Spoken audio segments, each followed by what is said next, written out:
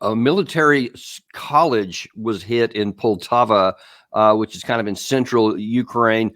And it was really a combination of bad timing and bad luck for the Ukraine side, because it was a military college for electronic warfare experts. And for some reason, they all gathered in one place. There was a large number of them, and Russia hit it with a Kinzhal missile, long-range missile. And apparently somewhere between 50, depending on which reports, and 100 have been killed and another 200 have been wounded. And of course, Zelensky is just furious about it. And that he's increasing the emphatic request, if not demands, from the White House that he be given permission to fire long-range U.S. missiles anywhere in Russia. And while certainly I understand his position, I mean, he just lost a large number of people who were training, of leaders especially. But look, we got to look at it from an American national perspective, and it doesn't do us any good. It doesn't even do him any good for the war effort to allow him to strike targets deeper in Russia.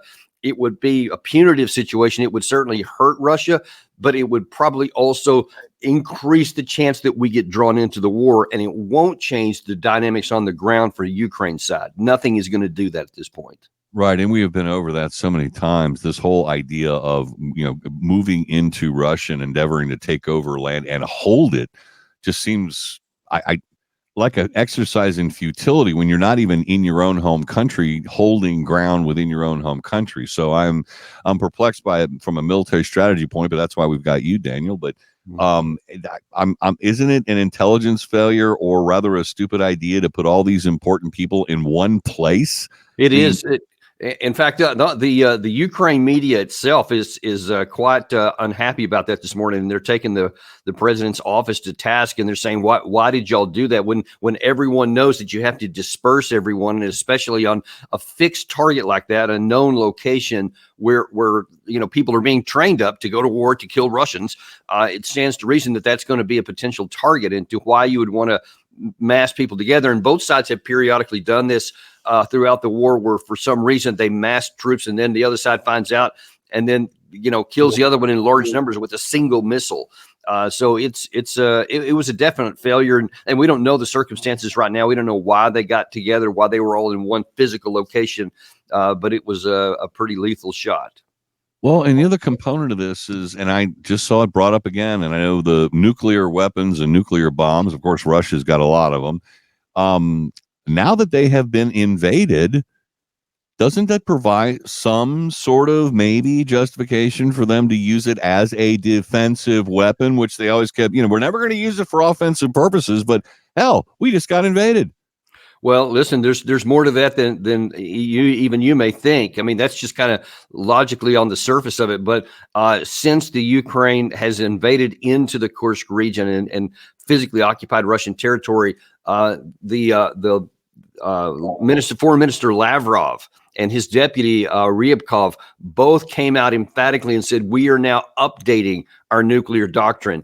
And then Lavrov went so far as to say, America, if this ends up getting into a war, if we get sucked in, don't think that this is just going to be within Europe. Don't think that your oceans will protect you. They won't. That is the most direct warning to the United States that I think Russia has ever given, maybe all the way back to the 1962 nuclear crisis. That is frightening stuff. And I suppose the other component of this is, given the scope and breadth of sizes of nuclear weapons. I remember going back to the 80s, backpack nukes were a new thing, and they were smaller, and a guy could carry one literally on his back. But then again, they didn't do something the size of Hiroshima or Nagasaki in terms of damage, but they were very effective, destructive mechanisms that could be used far more strategically now. I can only imagine how they've developed since those old days. Well, great point. As a matter of fact, I have just recently received information that apparently Russia has new categories of even smaller tactical nuclear weapons than even the other ones that they have had, which were somewhere around 18 kilotons, which is pretty sizable.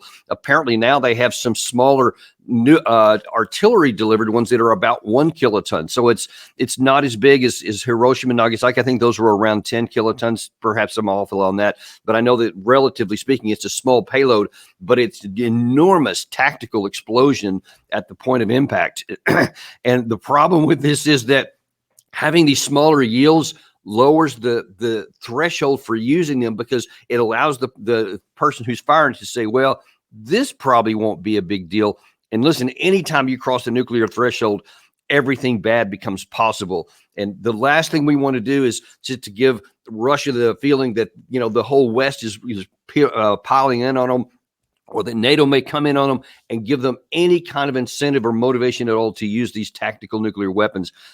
Because once that genie's out of that bottle, I mean, it's total virgin territory. Nobody knows what would happen next, because we've never had this in the history of the world where multiple nuclear powers are potentially engaged with each other. Yeah, and it just goes, I mean, and soon enough, I mean, it's one of those things, soon enough, more countries are going to have the capabilities. I mean, this is just the natural order of things. Drones, that was exclusively ours and maybe the Chinese and Russia's for a while, but everybody's got drones. I went to a fireworks display on Sunday night. Thousands of commercial drones flying in synchronization like you can't imagine. I'm staring at it with my mouth open, not only because it was a neat thing to behold, but I'm thinking, listen, I'm a civilian. If I have a check, I can hire that company to do that kind of thing for me. Imagine what the military capabilities are. Those are just flying light bulbs. The militaries have, rockets and arms and have, the C4 or whatever they use to explode things.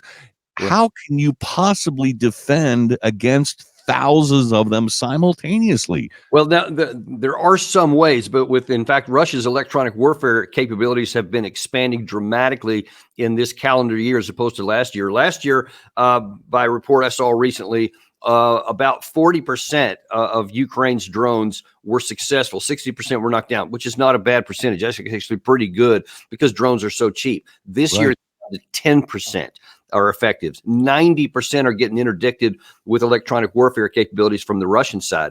But, when you're talking hundreds of thousands of them, that's still not a small number that get through. That's just how it works now. But to your point, I saw just 3 days ago video evidence of a new capability on the Ukraine side, which it's only a matter of time before it gets in on the Russian side. Is they had this drone that was flying over with a bucket underneath it of thermite. And if people aren't aware, that's military grade explosives. And when it mixes with the air, it just ignites and you can't put it out. And it was just flying over this tree line and then dropping it out in it. And it looked like pouring molten lava onto the ground, delivered by drone. So everything underneath it was either burned or suffocated. And so that's the first time I've seen that at all on the battlefield. And it won't be long before we probably see more of that. So the destructive power keeps growing. Kind of like a modern version of napalm, or at least the modern delivery. Exactly. That's exactly right. Except it's pinpoint delivery. Pinpoint delivery. And it just keeps the technology just keeps getting better and better and cheaper and cheaper. Yep. Scary stuff, Daniel Davis. Wow. Okay.